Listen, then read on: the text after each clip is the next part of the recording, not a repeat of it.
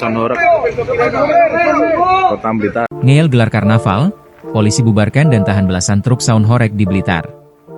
Polres Blitar Kota membubarkan paksa karnaval Sound Horeg yang diselenggarakan dalam rangkaian peringatan HUT ke-80 RI di Desa Kedaung, Kecamatan Legok, Kabupaten Blitar, Jawa Timur, Rabu, 27 Agustus 2025. Penghentian paksa kegiatan karnaval itu dilakukan pihak kepolisian sekitar pukul 22 waktu Indonesia Barat.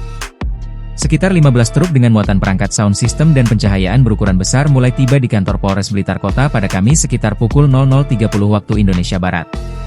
Kapolres Blitar Kota, AKBP Titus Yudo Uli, mengatakan bahwa pihaknya menindak tegas dengan menghentikan paksa karnaval Sound Horeg. Karena kegiatan itu melanggar ketentuan dalam surat edaran, C, yang ditandatangani bersama oleh Gubernur Jawa Timur, Kapolda Jawa Timur dan Pangdam V. Brawijaya.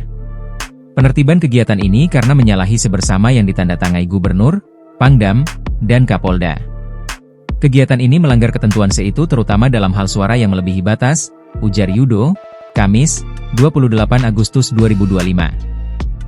Tindakan tegas kepolisian, kata dia, diambil juga karena kegiatan karnaval tersebut tidak mendapatkan rekomendasi ataupun izin dari pihak kepolisian sebagaimana diatur dalam sebersama tersebut. Bahkan, kata Yudo, pihaknya telah mengirimkan surat kepada Kepala Desa Kedaung dan panitia kegiatan berisi penolakan pemberian izin. Namun, surat dari Polres Blitar Kota tidak diindahkan dan kegiatan tetap dilaksanakan. Surat yang menerangkan kami dari Polres Blitar Kota tidak memberikan rekom atau izin itu sudah diantar ke Kepala Desa dan panitia. Surat yang menyatakan kami tidak memberi rekom, tidak memberi izin, tandasnya. Selain itu, Yudo menyebut pihaknya menangkap indikasi kuat bahwa pengemudi truk pengangkut perangkat sound system serta kru mengonsumsi minuman keras. Kata Yudo, indikasi itu dengan mudah dapat ditangkap dari ciri-ciri mereka yang sedang berada di bawah pengaruh minuman keras termasuk bau yang keluar dari mulut mereka.